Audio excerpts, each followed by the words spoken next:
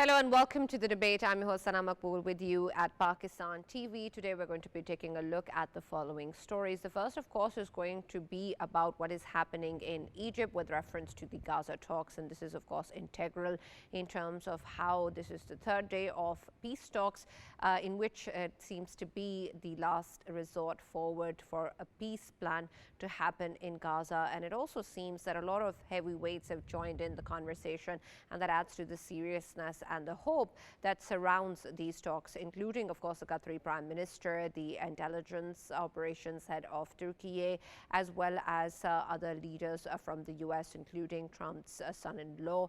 And this is important also to see in light of what really is going on and how these talks will unfold, whether or not the emphasis that these people bring to the table will take it forward and ensure that there is peace. However, we know that there are a couple of challenges and key points that remain as part of the discussion, but what comes out of it remains to be seen, and we'll focus on that.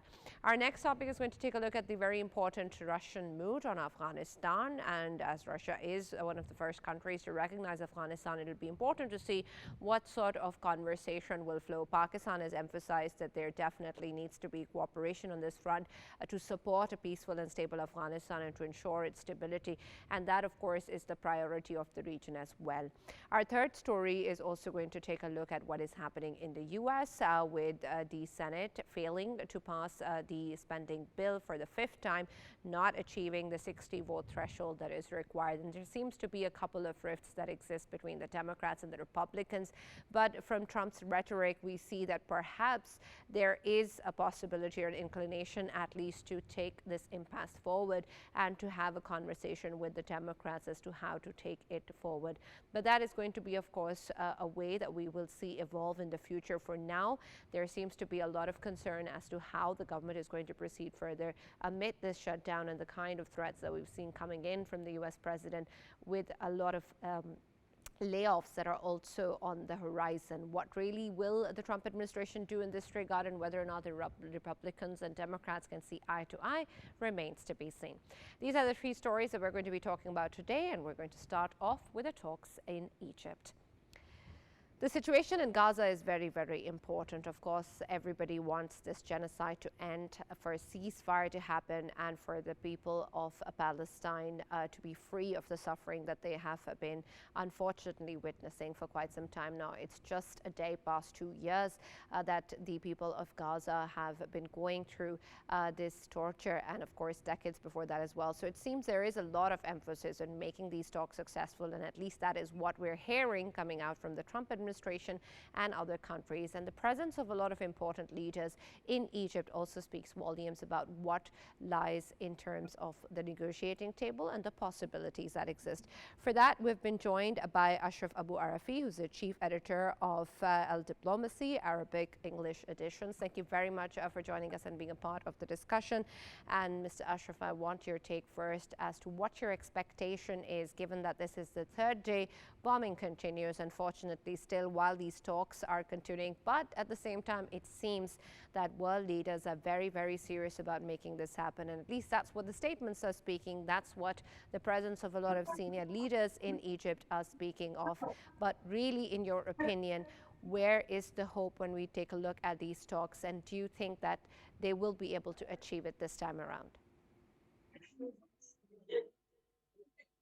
Hello. Hello, can you hear me? Yeah, heard me well now? Yes, I can hear you well as well. Yeah, great. Hello, everybody. Thank you so much for being invited. The well-known program in Pakistan and outside Pakistan. As we know, today, the third day of the talks of ceasefire, the plan of Mr. President of USA, Donald Trump.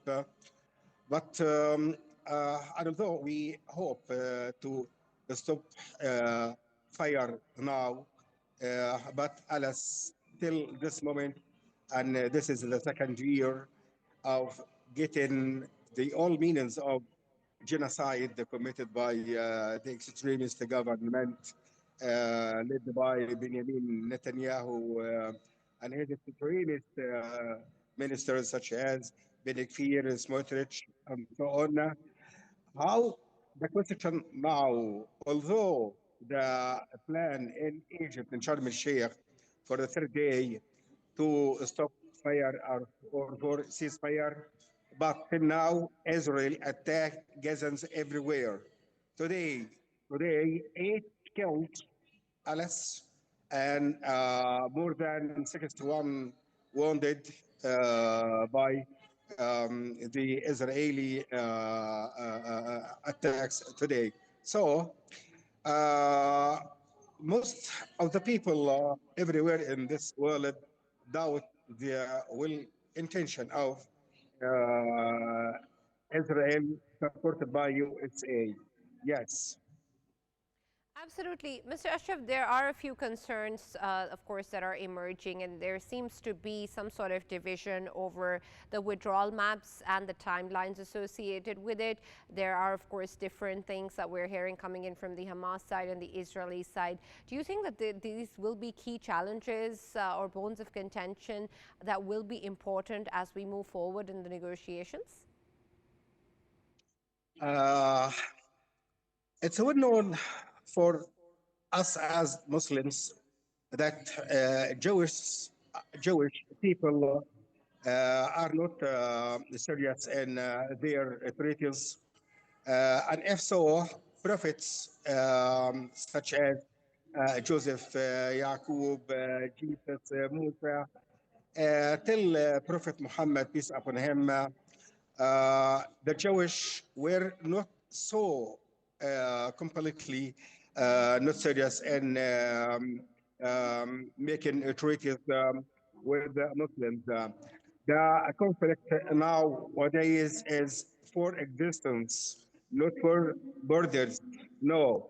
As we know, it's my point of view, of course, that just Donald Trump wanted to get the Nobel Prize, and he does his best just for the sake to be the first American president to get this global unique prize. But in the fact, there are two scenarios we should stop before at them. Firstly, it's said that America first. But me, I say it's Trump first nowadays. Trump first nowadays. This is the slogan. I think so. Secondly, the nightmare of the Israeli government that, as we know, the nightmare of the greater Israel. For these two things, most people doubt about the well intentions by the negotiators, whether Arab or overseas ones.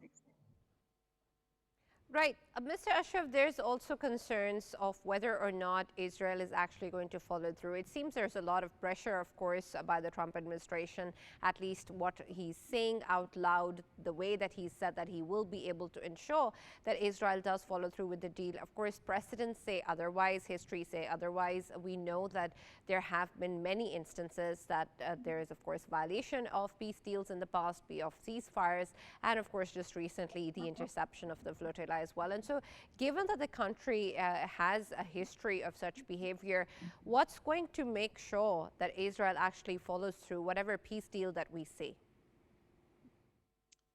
Israel does its best since it occupied Palestine 1917, as we know, about more than 107 years till today, that the Israeli society in Palestine.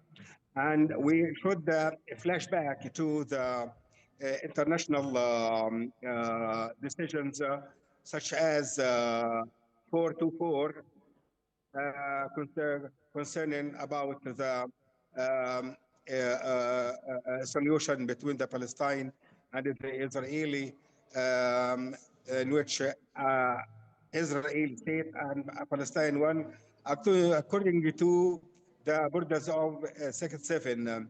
Till these days, for not achieved on the land till this moment, Alice. Even the UN, the United Nations itself, and its components such as the Security Council can't persuade or oblige Israel to achieve like this decision, Alice. So the only solution for Muslims communities is to react according to the actions of Israel committed a day after a day. Israel don't respect at all the national communities, don't respect anyone wanted to make its mind for the good of the two nations, whether the Palestine or Israel.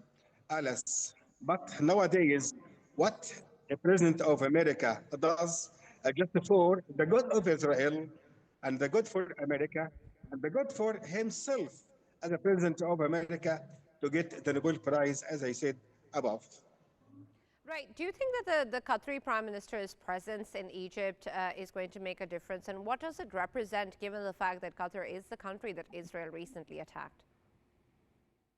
No doubt that Egypt and Qatar do their best from the very beginning 2 years ago and before 2 years ago about the conflict between the resistance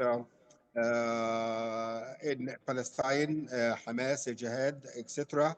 But we should stop before the criminal scene committed by Israel attackers last days when it attacked the Gaza, the Hamas leaders at Doha. So this refers to that Israel is not serious at all in ceasing fire, in letting Palestine to have their own state, and letting their neighbors such as Saudi Arabia, Egypt, Jordan, Lebanon, Syria, etc.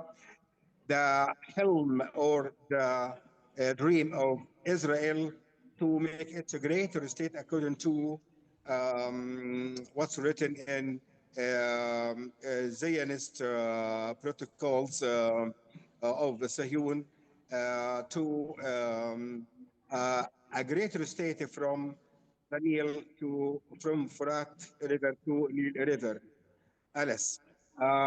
So none at all is confident about the will of Israeli leaders. And if so, the Israeli civilian community, day after a day, make it demonstrations for ceasefire and for having its hostages for liberating the Palestinian prisoners. But Alice, the extremist government led by Benjamin Netanyahu act the role of death at all.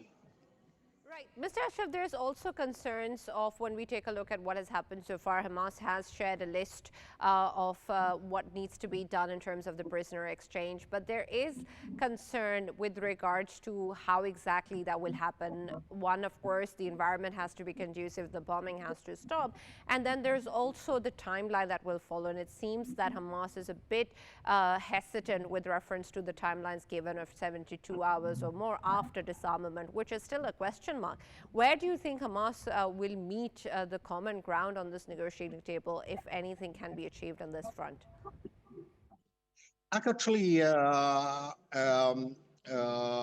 most especially the political experts think that what's going now is just a trick committed by Donald Trump for the good of Israel. Why? Because the plan of Donald Trump himself had something so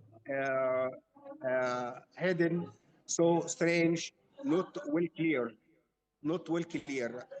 You see, the resistance represented in Hamas think that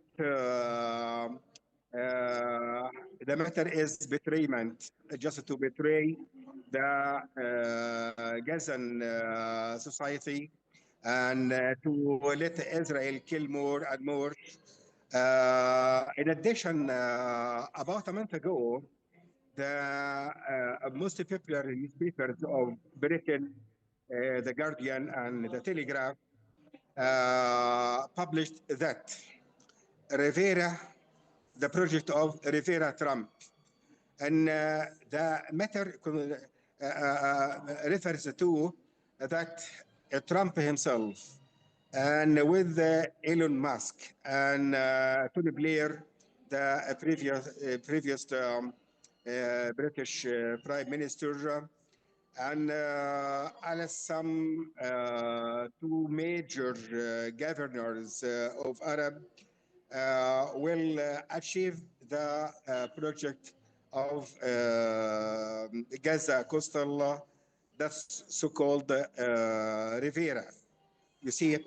So this refers to the intention of Donald Trump and coordinated with the Prime Minister of Israel, Benjamin Netanyahu, to remove Gazans from Gaza Strip to another neighboring countries. So these are the most concerns about what's going on about the talks, just to calm down the anger of Arab Muslim peoples everywhere and the international humanity, of course.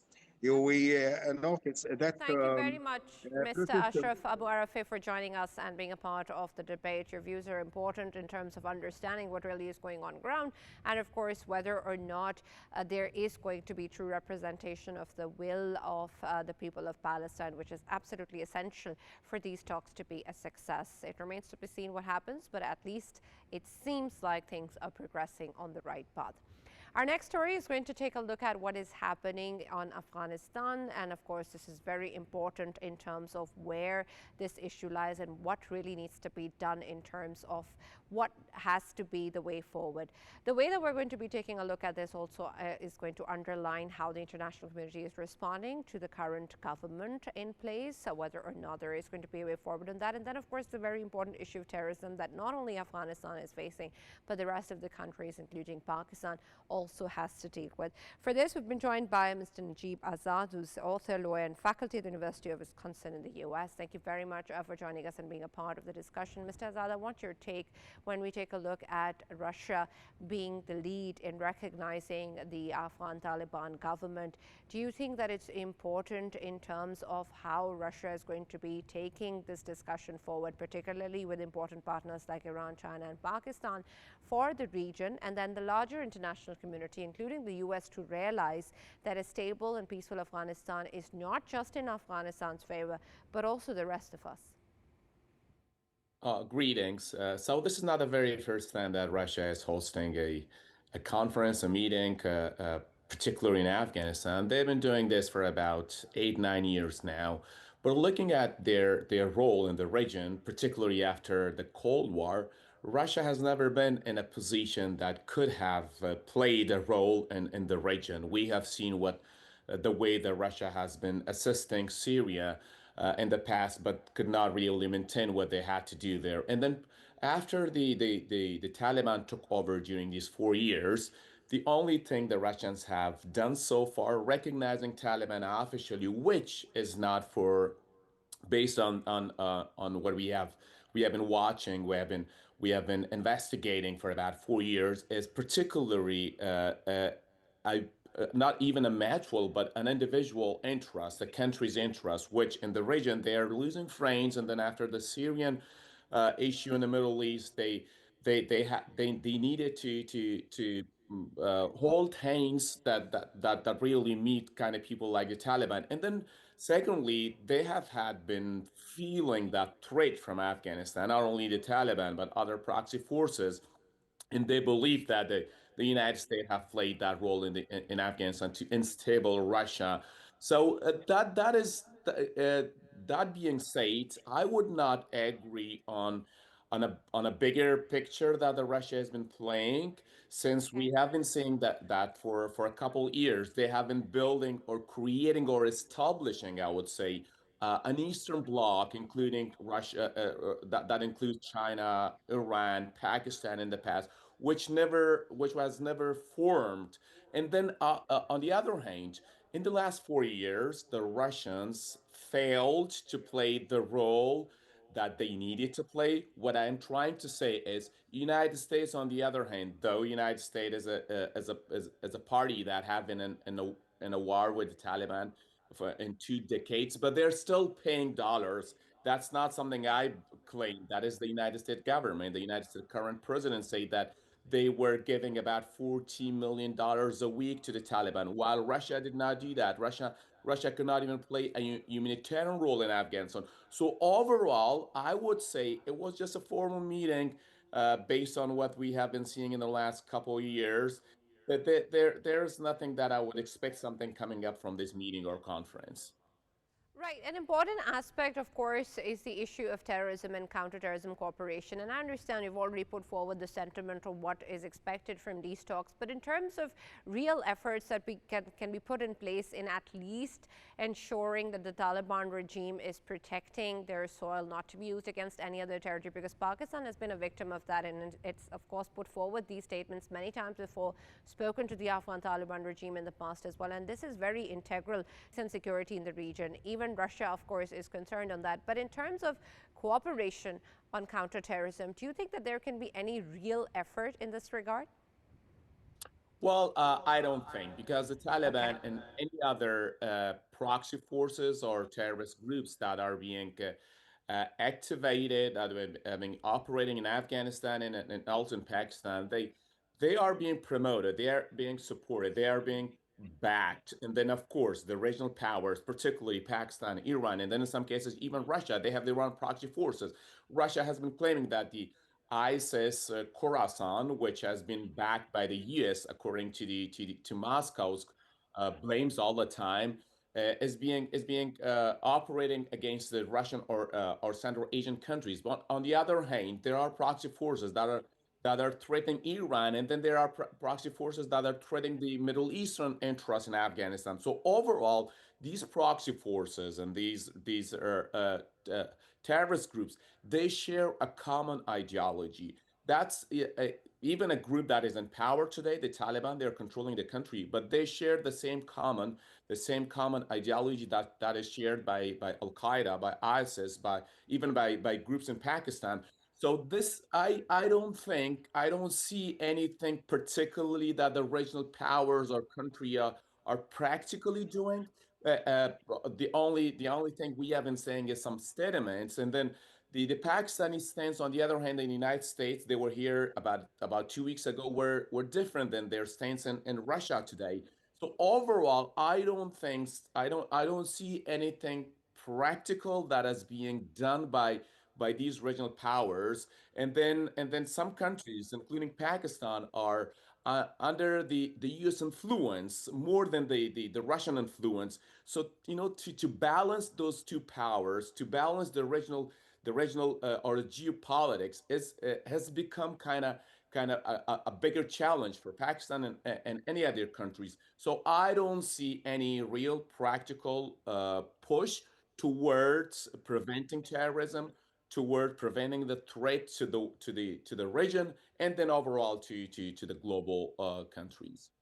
Right. What about the fact that when we take a look at Russia recognizing Afghanistan's government, and of course there is a win-win situation in it for Russia as well, but for the other countries to follow through, do you think in that sense it is something that will be important, at least symbolically. And we, of course, understand that other countries, including China, have interacted with the Afghan Taliban regime, albeit no formal recognition. But there has been a lot of work and effort that has been done by multiple countries with the Afghan Taliban regime. And of course, it's important for a stable Afghanistan. And so when we talk about the recognition by Russia, do you think that that will be followed by other countries as well? And secondly, do you think that that will also have an impact in the way that the Afghan Taliban regime is being looked at, and how different other countries are going to be influenced by decisions such as that of Russia's? Well, it begins from the Doha Agreement between the United States and the Taliban, which was, of course, mediated by Pakistan, and some of the apparent part of the agreements everybody knows, and then there are claims from the United States and the Taliban there are annexes which are not publicized yet, and according to those agreements, the Doha Agreement, the Taliban are not doing what they agreed on. They agreed on a uniform government, an inclusive government. They also agreed on women rights. They agreed on multiple other things, including that they will not host any terrorist groups in Afghanistan, which, according to the UN reports, they are violating. They are not doing what they agreed on that. That is one of the most or the most important or essential reason that countries, even like countries like Pakistan, which has had a long ties with the Taliban, is not in a position to recognize the Taliban. It's not about what the Russian has done. It's about the United Nations Charter. It's about the agreement between the United States and the Taliban. It's about the Afghan people in Afghanistan. It's about the Afghan women in Afghanistan. It's about everybody living under the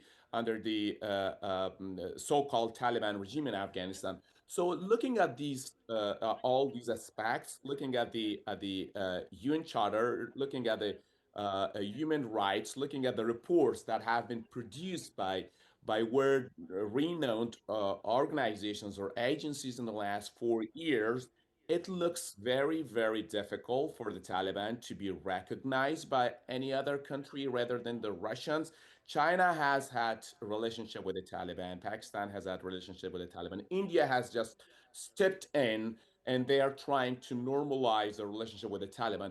These all relationships are diplomatic, kind of under the umbrella or under the shadow. The activities between the two are to protect their countries from the threat that everybody is feeling from the region that is under Yeah, the or from the country that is under the control of the Taliban. Russia has yeah, recognized them for two main reasons. One thing that the United States stuff, they are stuck in Ukraine, and then they have lost their friends or their coalition or their war in Syria. Secondly, the threat, the insecurity, the terrorism they have been threatening by by anyone from Afghanistan. China is doing the same thing. They're making sure that they are not threatened, particularly the spots or the region that share the border with Afghanistan and Badakhshan, the Uyghurs, the forces Uyghurs that have been a headache for the China. They wanted the Taliban to not provide any safe haven to them in Afghanistan. So these are the reasons. But overall, I do not see any other country stepping or walking on the path that Russian has designed so far. right. What about the frozen assets that we have, especially when we talk about the U.S. influence and the fact that there is a lot of pressure for the assurances that the Afghan Taliban regime made to them be fulfilled before there's anything that can be carried forward. But in terms of how interaction, at least, with the Afghan Taliban regime is increasing around the world by different key players, do you think that adds any pressure on the U.S. regarding frozen assets? Well, honestly speaking, the politicians, the scholars here in the United States, the American scholars, they believe that the Taliban are still under the U.S. control. They believe that in the last 4 years that the United States has been providing at least $14 million a week to the Taliban. They believe this is part of the agreement between them. This is a part of the Doha agreement, and even the hot issue these days, the background air fuel, that has been the headline is part of that agreement. And there are some documentation, there are some evidence that the Taliban agreed or renewed that agreement to hand over Bagram at some point to the United States. So overall, I do not see any pressure on the United States, since they believe, the CIA believe that the Taliban are under control. The CIA believes that they can hit anyone just like al-Zawahiri with the help of their intelligence on the ground in Afghanistan with cooperation with the Taliban.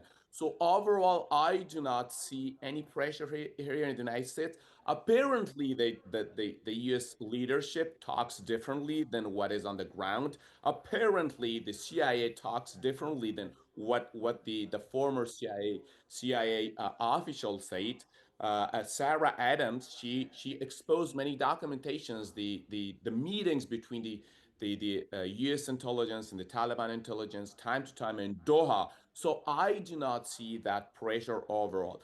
They believe that the Taliban are controlled, and the day that the United States wants a pressure, they can create that pressure. Or maybe Yeah. they step in and then normalize the relationship. The day that the United States normalizes the relationship with the Taliban, every other country will step and follow the United States. Right. Thank you very much, Mr. Najib Azad, for joining us and being a part You're of the very welcome. debate today. There is, of course, a lot of concern in terms of what happens in Afghanistan, and it's important for Pakistan and other key regional players as well. But it remains to be seen what these talks will bring and how exactly will that affect the international community's reaction to what is going on in Afghanistan. Whatever the case is, we do need a stable and peaceful Afghanistan, and that's in everyone's favor. We'll take a short break here and then come back with our third story that focuses on U.S. politics and what is happening in the Senate.